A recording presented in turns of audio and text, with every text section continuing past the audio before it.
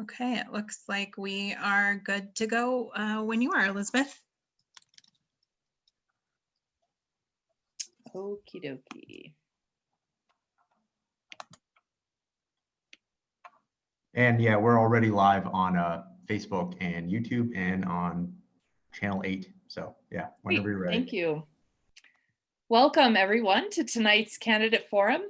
Before we begin, I want to invite our Spanish-speaking community members to click the button at the bottom of your Zoom screen for interpretation and choose the Spanish option to hear the forum in that language.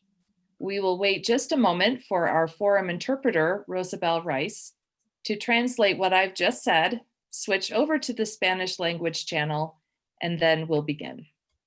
Bueno, quisiéramos darle la bienvenida a nuestros escuchas en español y si desean recibir interpretación al español, lo que van a hacer, en un momento van a aparecer al pie de su computadora un globo o en sus teléfonos 3 puntos suspensivos y van a encontrar interpretación. Escogen español y podrán recibir la interpretación y muy bienvenidos.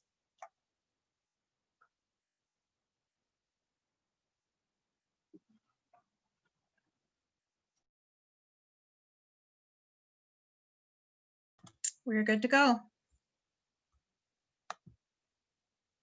Oh, you're on mute, Elizabeth. Good way to get going tonight.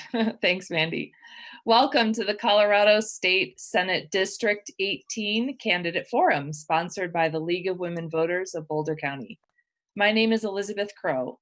I'm a proud member of the League, and I am pleased to serve as moderator for tonight's forum. The League of Women Voters is a nonpartisan political organization. In 2020, we're celebrating 100 years of encouraging informed and active participation in government and influencing public policy through education and advocacy on a wide range of issues. To remain nonpartisan, League never supports or opposes political candidates or parties. For this and several other forums, we are pleased to be partnering with Longmont Public Media. According to FCC policy, candidate forums must be broadcast in their entirety except by media reporting on events. Candidates or their staff are asked not to record the forum. However, it will be made available online for public viewing through Election Day. The Colorado State Senate consists of 35 senators who are elected to 4-year terms. Each senator is limited to serving 2 consecutive terms. As of the 2010 census, state senators serve an average of 143,691 residents. State Senate District 18 includes Niwot, the City of Boulder, Nederland, Jamestown, Lyons, and other communities. The format for tonight's forum will be as follows. Each candidate will have 1 minute for an opening statement. We will then begin with questions which have been submitted electronically online to the League or by League members. Questions have been reviewed by our League of Women Voters volunteer screeners and will be addressed to all candidates rather than directing a question to a particular candidate. We will try to ask the candidates as many questions as time permits.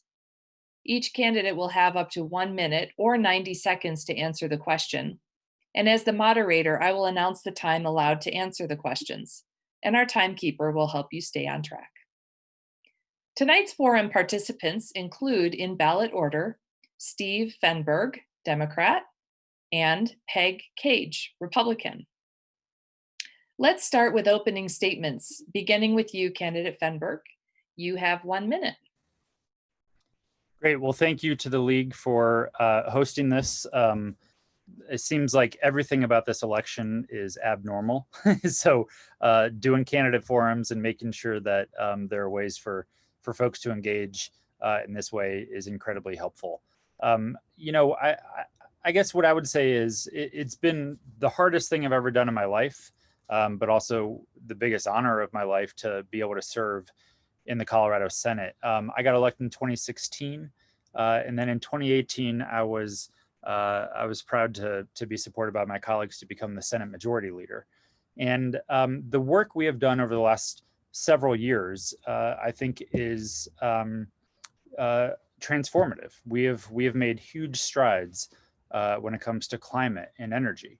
We have made huge strides on equality issues and racial justice and making our voting system more accessible for everybody.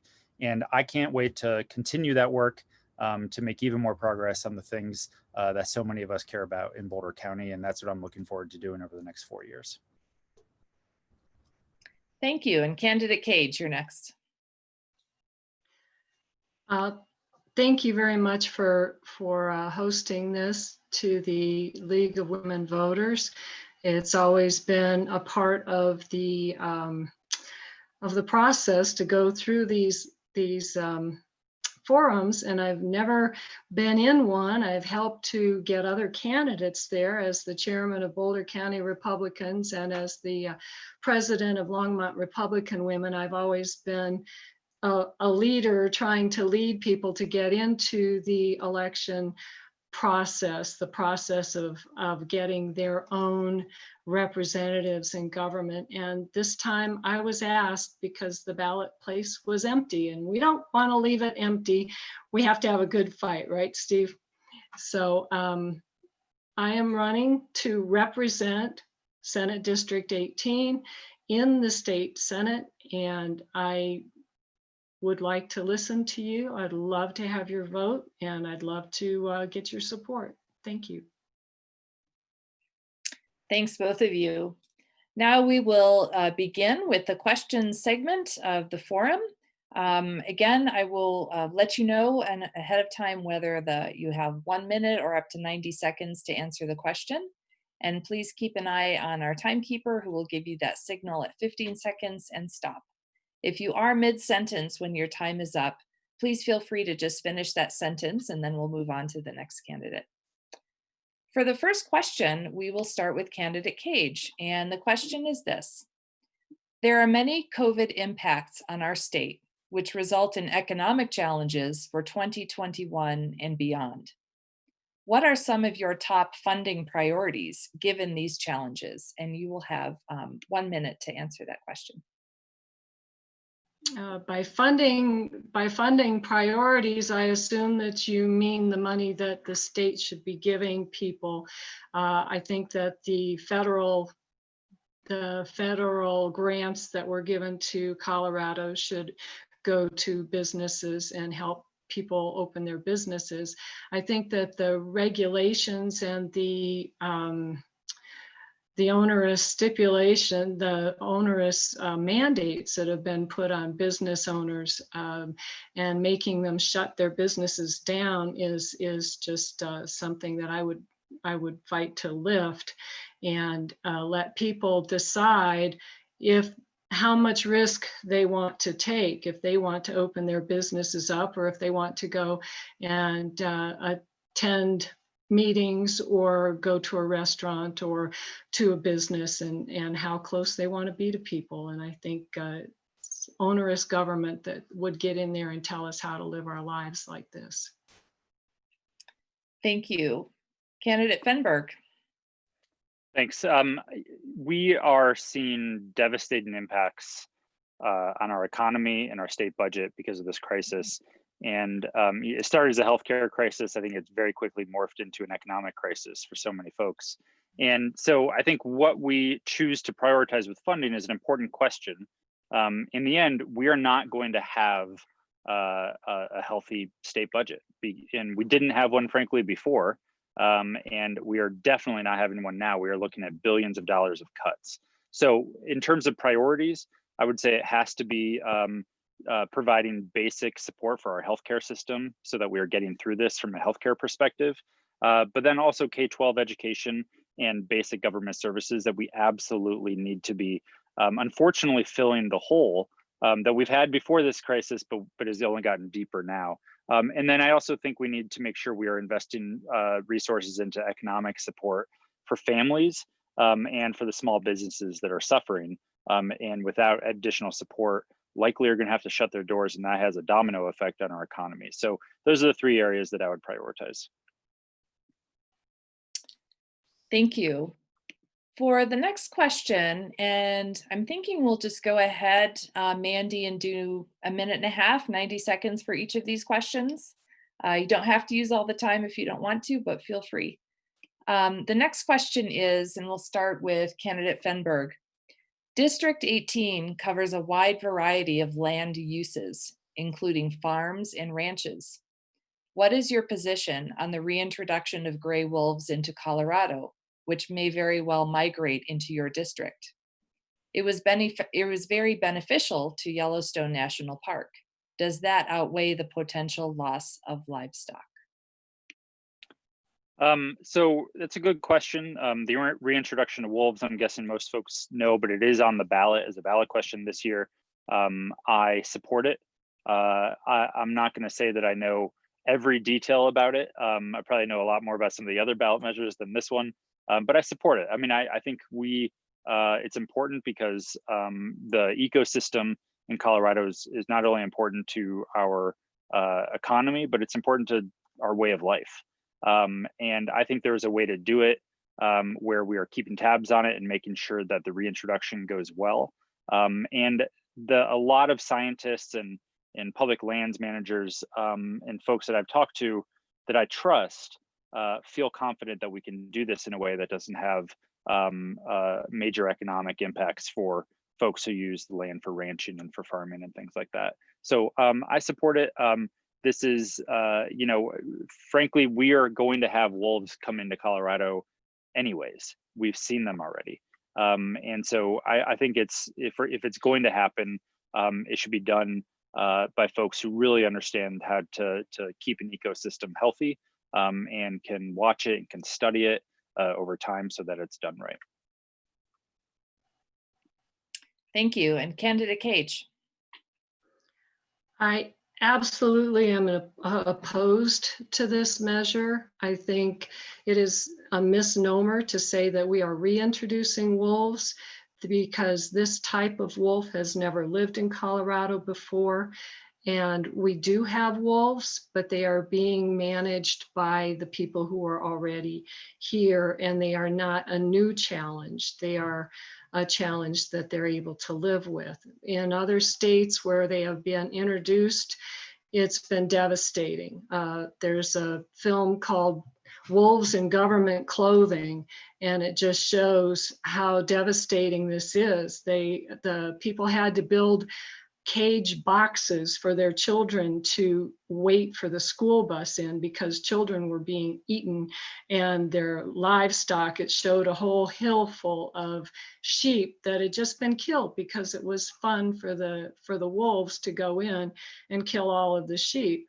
These particular breed of wolves carry diseases that we don't need to have spread in Colorado. We don't need it to be spread to our other livestock. And I think it's a terrible idea. I don't think that we on the Front Range ought to be making decisions for how the farmers and ranchers over on the Western Slope are managing their farms. We should not introduce wolves. Thank you, both of you. The next question is, how important do you feel fracking is to Colorado's economy? How would you weigh the economic factors with the health issues related to oil and gas? Should it be encouraged or discouraged? And again, we'll do 90 seconds for the question. We will start this with Candidate Cage. Fracking is it's imperative to Colorado because it gives us the natural gas that we run our converted coal power plants by natural gas now. They're clean. I remember I lived in the foothills in the 1970s, and we always saw the brown cloud. And then they introduced natural gas buses and natural gas vehicles that helped reduce it. We introduced natural gas fireplaces to replace the wood burning fireplaces. I think if you do away with the the source, and Colorado is basically self-sustaining as far as getting our own natural gas. If you do away with that, you go back to the brown cloud, and it's much more detrimental to not have that natural gas than it is to have it. The fracking practices have evolved into very safe, and the people who are doing that, they don't want to destroy the economy any more than I do or you guys do. We all want the economy and the ecology to do well, and we cannot have either if we get rid of natural gas. Thank you. Candidate Fenberg. Thanks. I believe that if oil and gas extraction is going to happen, especially in the Front Range where there are population centers, it needs to be done in the safest possible manner. That includes many things, but many of those reforms were included in a bill that I was the chief sponsor of, which was Senate Bill 181, that I'm very proud of, and a lot of it's getting implemented actually right now. We need to prioritize a transition. It's not just a comparison between natural gas and coal, but there actually is an alternative to those two options, and that is focusing more on renewables. We know we can get to an electric grid that is predominantly renewables, pretty close to 100%, is very doable, and it's actually cheaper. So the market tells us that if we were to allow it to happen, get rid of the structural barriers that we have put in place over the last 100 or so years, that the market will actually tell us that solar and wind is how we should be powering our economy. I believe that if fracking is going to happen, it needs to happen with the absolute utmost care for health and safety. And I believe that is starting to happen because of Senate Bill 181. And I think what we really need to focus on is improving our air quality and moving us from being an economy that relies on fossil fuel extraction to being one that relies on renewables.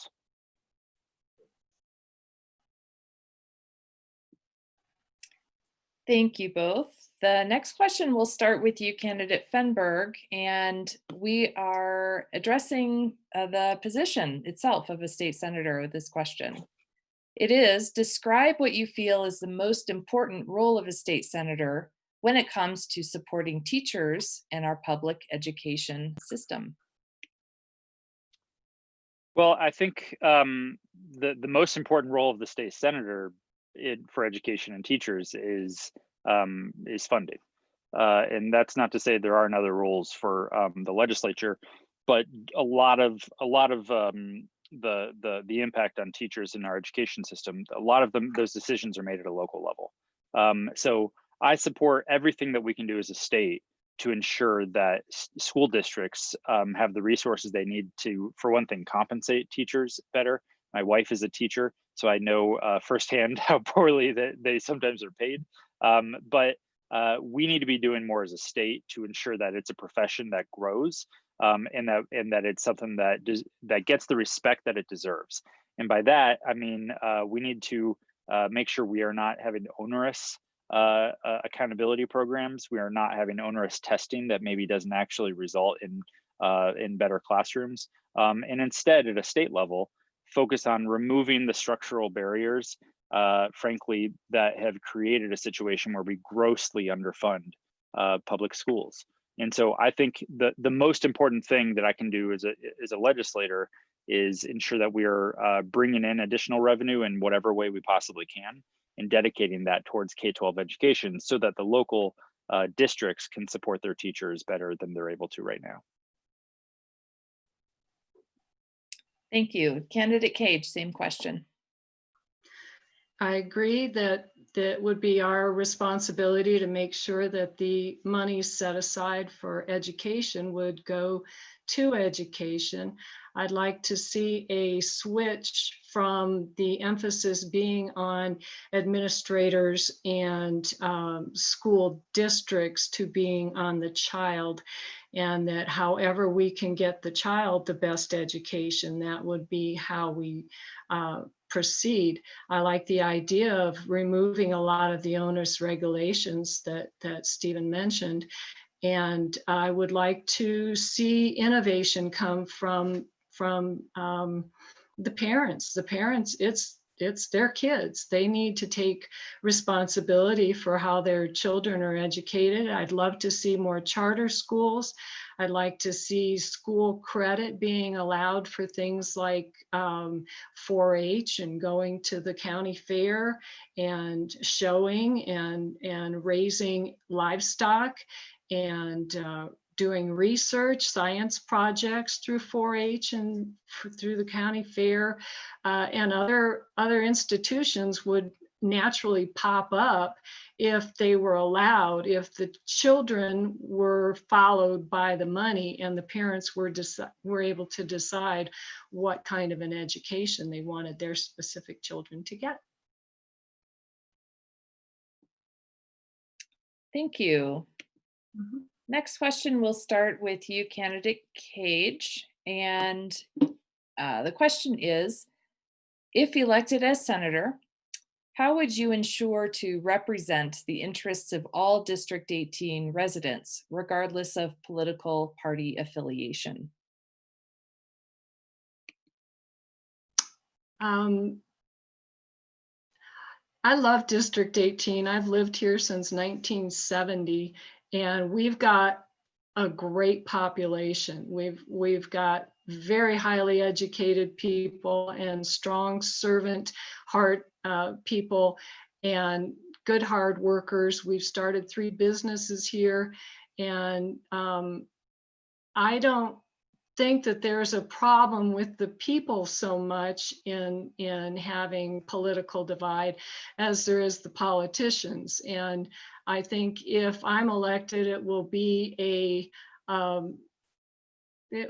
because people want to have their voices heard in the Senate, and they will know that I will be a representative, and that I'm there to take government off their back. It's supposed to be a government of the people, not a government on the people.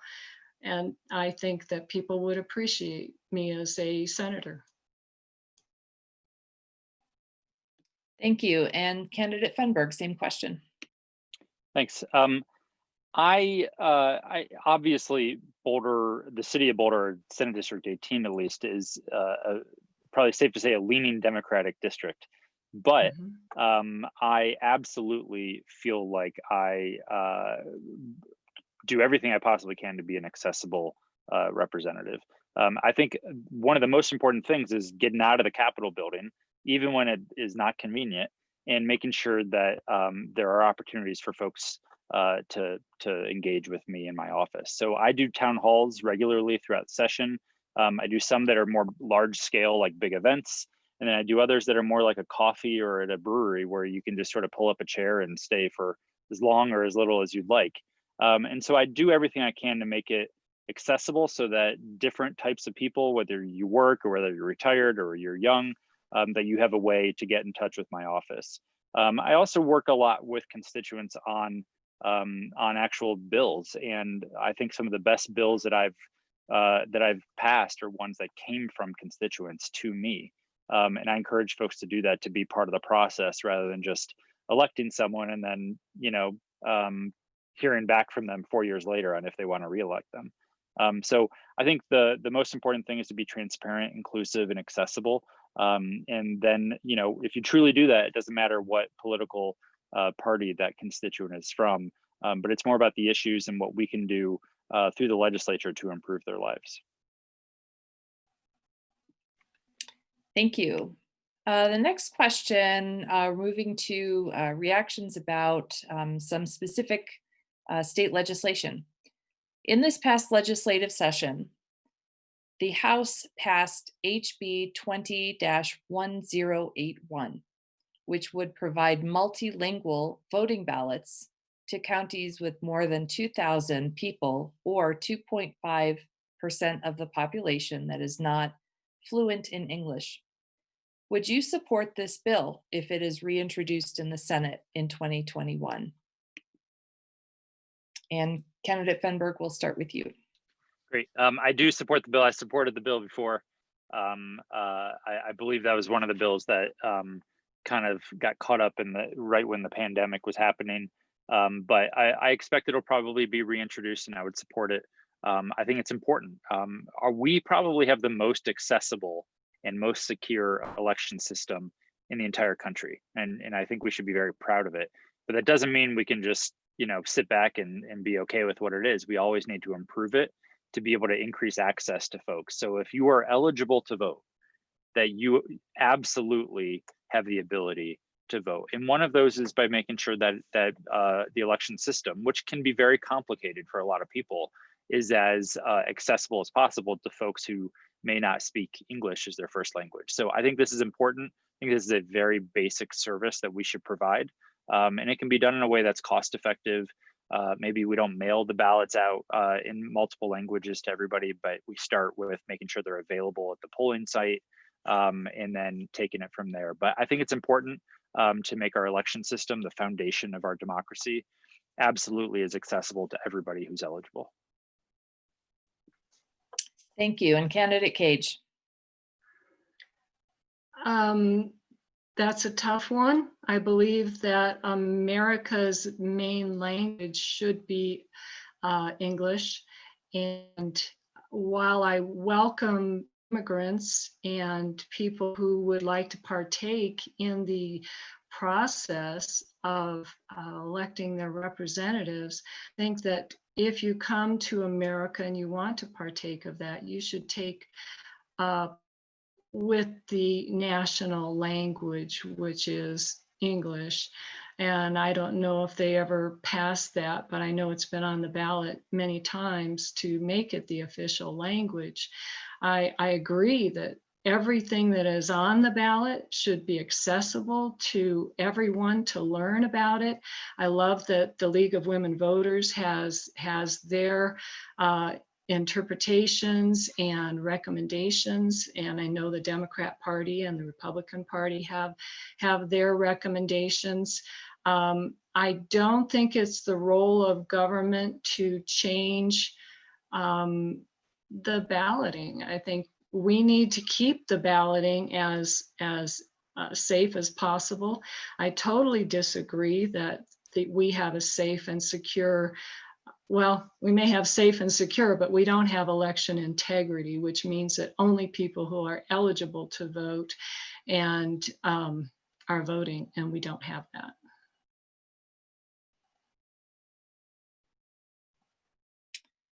Thank you. For the next question, we'll start with Candidate Cage, and it's regarding transportation. Transportation, and specifically public transportation needs, are growing and evolving in Boulder County and our region. How would you ensure our state transportation systems and infrastructure meet our current and future needs? Well, Longmont has been paying for, Longmont and Boulder County have been paying for light rail for many years, and we have not seen any of it. And I'm wondering if it's a good thing. I mean, there's only 2 rail lines in the world that are running in the red, in the black. All of the others are in the red. And it basically falls to government then to maintain the rails and everything. And it's not an efficient way to do transportation. I think improving our roads is integral to the responsibility for our legislature and for our county commissioners. It used to be the County Road Commission. They used to have to make sure that the roads were taken care of. When you're talking about interstate, then of course you need to find innovative ways to do this. I think increasing and auditing RTD, making sure that they're using the monies that they're already receiving efficiently, and I think that we could tap our citizens for ideas, and instead of pushing things that are going to make a lot of money for a small amount of people and be utilized by a small amount of people, we could tap our citizens for good ideas for transportation. Thank you. Candidate Fenberg. So I think the way we fund transportation in Colorado is incredibly outdated. It's largely funded by the gas tax.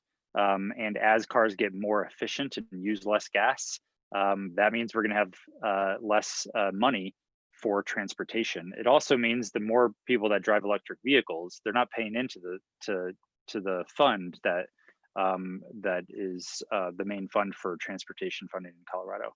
So we need to think differently. We need to make sure everybody pays their fair share.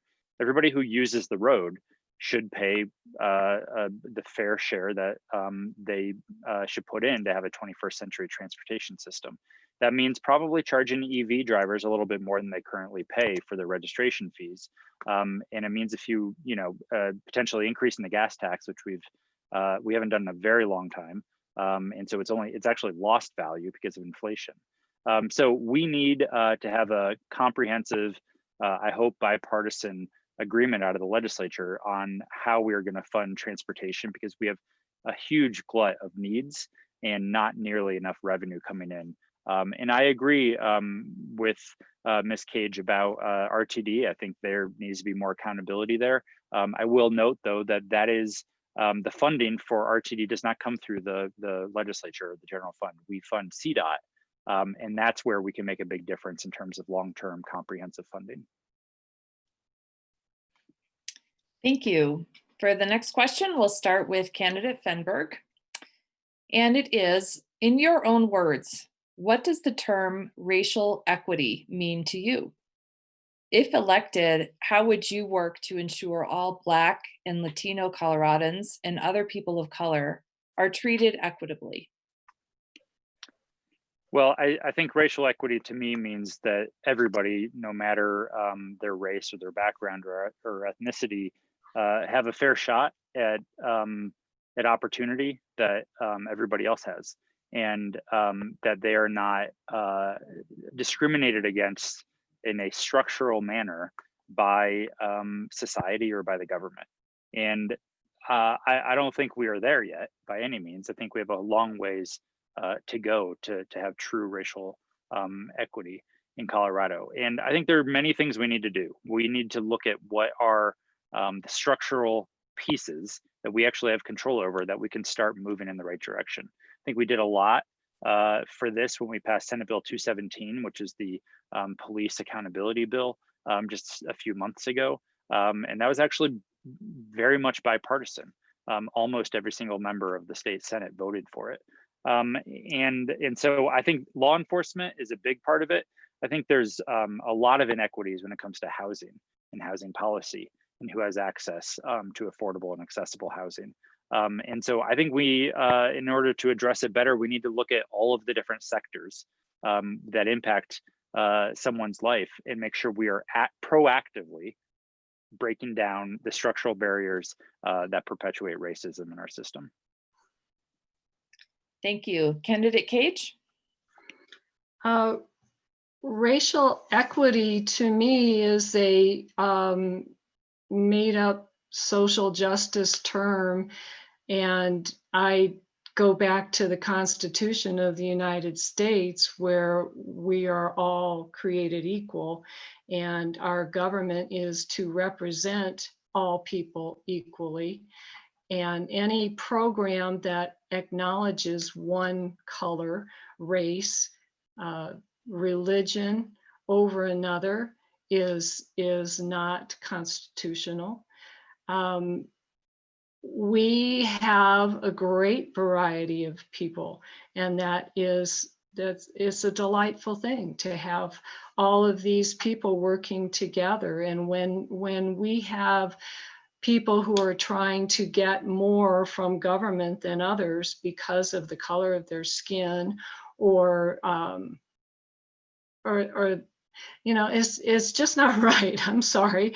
I believe in equality, as in we were created by a loving God, and we are all created equally, and we have the same right to the American government, which was created underneath the biblical laws where we all serve under, well, we don't serve, the government serves us equally, and the law affects us equally.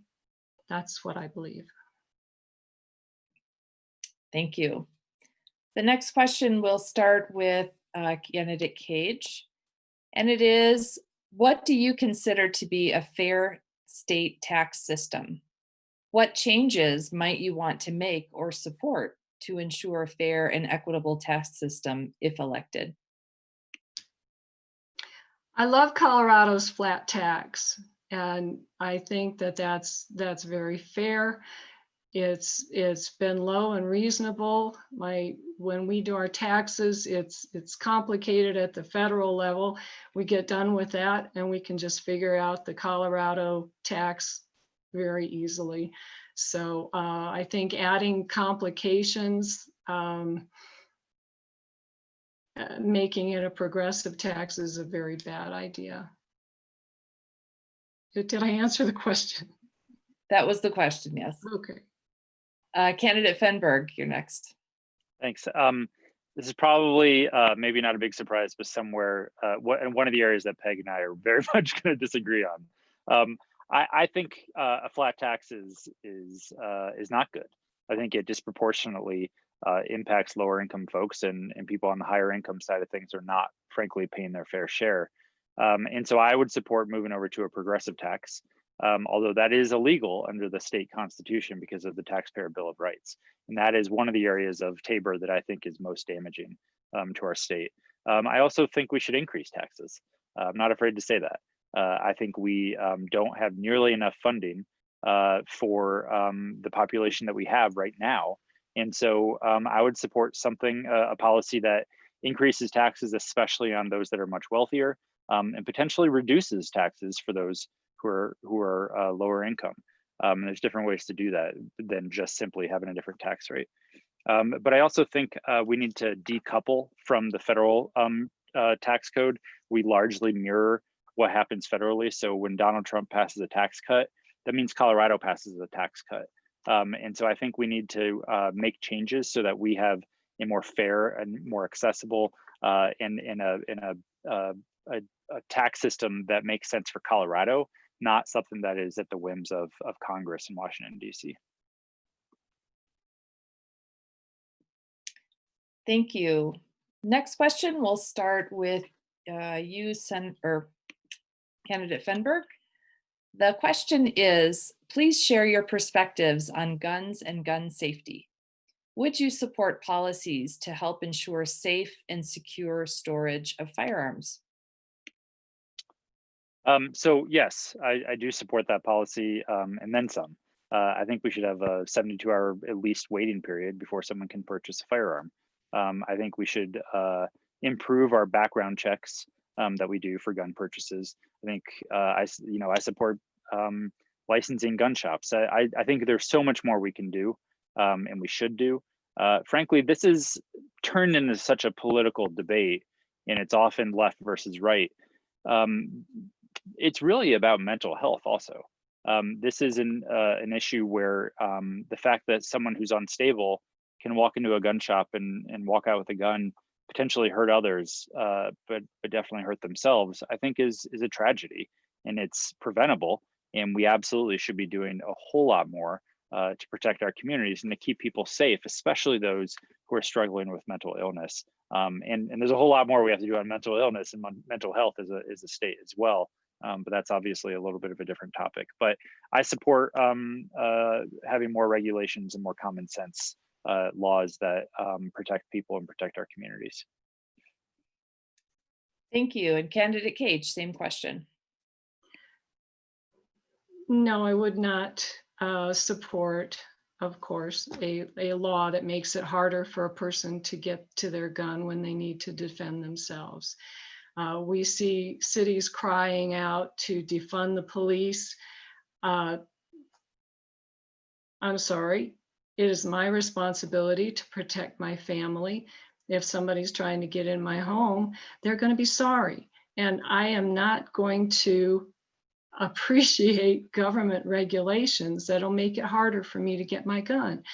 This progressive legislature has done terrible damage to the constitutional rights of the citizens of Colorado to defend themselves. And that would be one thing that I would want to overturn if I were put into the Senate. I think that we would have to go through and do a lot of repealing and trust the citizens of the United States and of this county to make decisions for themselves. Yes, we have problems with people walking in and buying guns, but if they're going to do something criminal, they'll probably have stolen the gun, and more laws won't prevent that. The laws have to favor the law-abiding citizen and not the criminal. Thank you.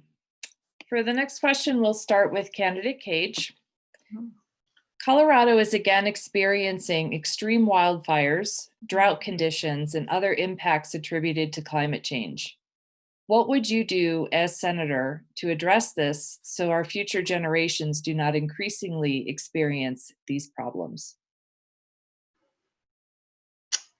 It is imperative that we take care of our ecology, our environment, and that we do not allow for bad government to be detrimental. And I think that bad government is buying up a bunch of land and then not taking care of it and allowing the underbrush to grow and the beetle kill to stand, and then the fires get out of hand.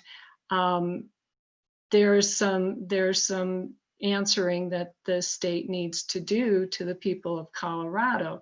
And excuse me, but I think that we're experiencing pollution because of all this smoke. If we had regulations that were followed, if the state was taking care of the land that they own and clearing the underbrush, I think it'd be easier to take care of the forest fires. As far as the climate change, I don't think that all scientists agree that we have man-made climate change.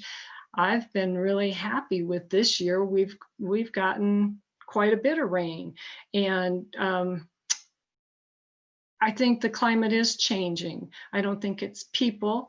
I think that we need to be very careful about how we plan. Like the pioneers came out hundreds of years ago and they understood there wasn't water everywhere they would need it for farming. So they made a wonderful canal system. Thank you. Thank you. Candidate Fenberg, same question.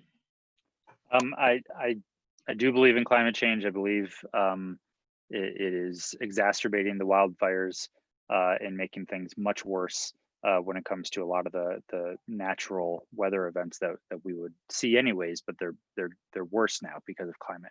And there might be one or two scientists out there that don't believe that, but the absolute vast majority believe in that connection and can connect the dots very easily. I think, sure, we definitely need to do better when it comes to forest management, no question.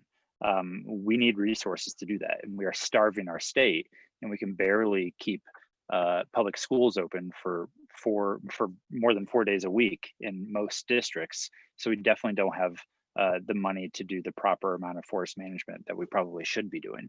So I do think that's a good point. We need to do more of that.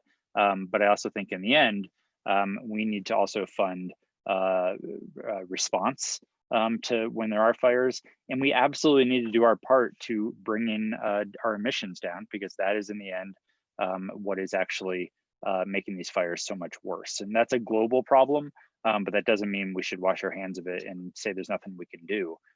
We need to do our part as well and set an example and be part of the solution, rather than just saying, oh, maybe it's coming from California, or maybe there's nothing we can do because it's not truly man-made. I think we know the answers to all these big questions. We have the technology and the science to do it. We just need to do it. Thank you.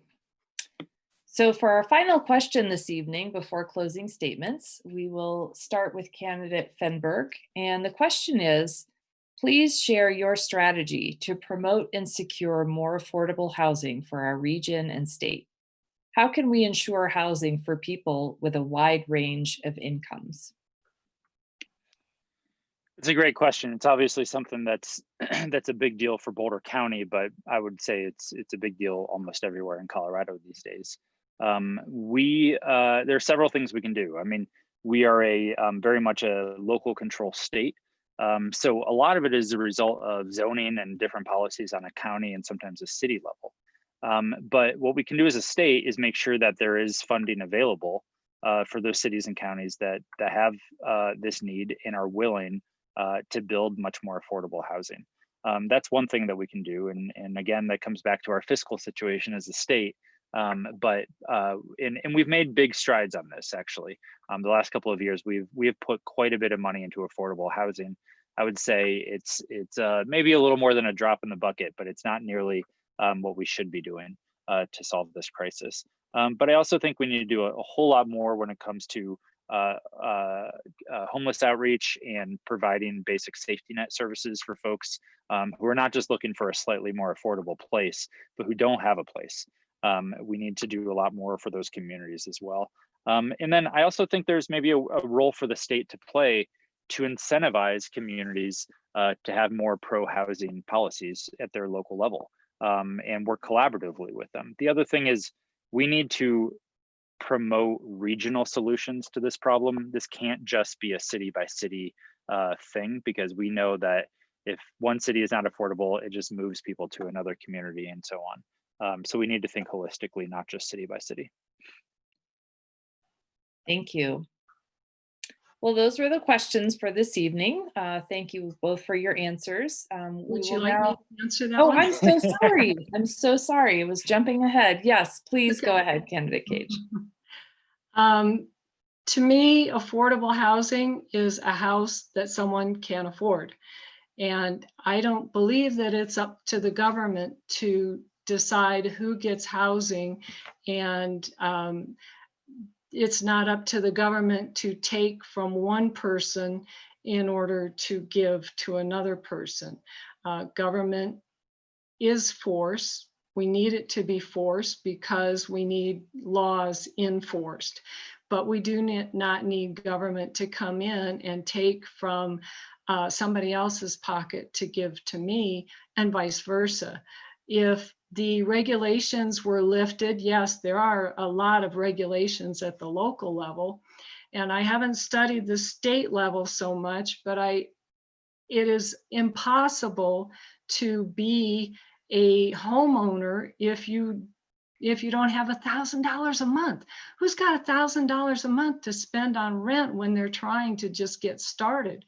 When I was young, I bought a mobile home in Boulder County because my mom said that the regulations had just come where no more mobile home parks could be built. So they had just limited the amount of affordable housing. And same with apartments and all that. The people who own apartments, they have such onerous restrictions and responsibilities that they cannot provide housing. It needs to be fixed. Thank you both again for the questions. My apologies again, candidate Cage, for my error. All right, Elizabeth, thank you. We will now move to closing statements, and for that we will go in reverse ballot order, and we'll start with you, candidate Cage. 1 minute, please. Thank you. I believe that we are supposed to have a government of the people. I created a website, governmentofthepeople.us, as in us. We are supposed to be the people running the government. The government is not supposed to be oppressive, telling us what to do inside our homes, outside our homes, whether we can go to work, whether we are essential or not. We are all essential. We are all created equal. We all have innovative thoughts and dreams The American dream, they called it the American dream. If you can't get out there and start a business and grow it and be assured that the government is going to make sure that your property is going to stay in your pocket, then your government has failed you. And I would like to get the government back on the side of the people and take all of the onerous restrictions off and let the people thrive. If the people thrive, they'll pay lots of taxes and the state will thrive. Thank you. Thank you. And candidate Fenberg, go ahead, please. Thanks, Elizabeth. Thank you to the League for hosting this. Like I said at the beginning, I think it's incredibly important that these types of things go on, even in these crazy times. And I want to thank Peg for you for participating. I actually think we probably agree on more things than we realize, and I look forward to having more conversations and maybe even working on some issues together. I'm proud of the work that we've done in the state Senate over the last couple of years since I've been elected. I'm looking forward to doing more of that work and carrying on a lot of the work that we've started for Boulder County, but also for the state of Colorado overall. I feel like I've done a good job. It's been the honor of my life to represent this district, and I can't wait to go back. As someone who I think represents the issues and the values of this community, I'm excited and ready to roll up my sleeves and get back to work, especially in these uncertain times. So thank you, everybody, for letting me serve, and I hope to serve another 4 years for you. Thank you. On behalf of the League of Women Voters, I'd like to thank both of our candidates for being here this evening, for participating not only in tonight's forum, but also in the democratic process. We know that running for office and serving as an elected official is hard work, and we really appreciate your efforts. Thank you to our League Candidate Forum volunteers, Josephine Porter, Peggy Leach, our Operations Director, Mandy Nuku, Sergio Angeles with Longmont Public Media, and gracias to our interpreter, Rosabelle Rice. And finally, thank you to the District 18 voters participating tonight as viewers. It's up to all of us to make sure we respect and work to protect our democratic processes. Too many people have suffered and succeeded in the struggle to win these rights for us not to use them. It starts with being an informed and active voter. To check out other important issues affecting our community, feel free to visit the League Voter Information website, vote411.org, which very soon will have all the information election you need. This forum will be rebroadcast on Longmont Public Media's Channel 8 and will also appear on the League's YouTube channel. Look for links on the League's website at lwvbc.org or our Facebook page. And finally, the League of Women Voters of Boulder County works throughout the year to help empower voters and defend democracy. If you want to lend your time and skills to encourage civic engagement for all people in a nonpartisan manner, please join us. All the information you need is at lwvbc.org. And with that, thank you again to our candidates and have a great evening. Thank you very Thank you. much. Thanks. Thanks.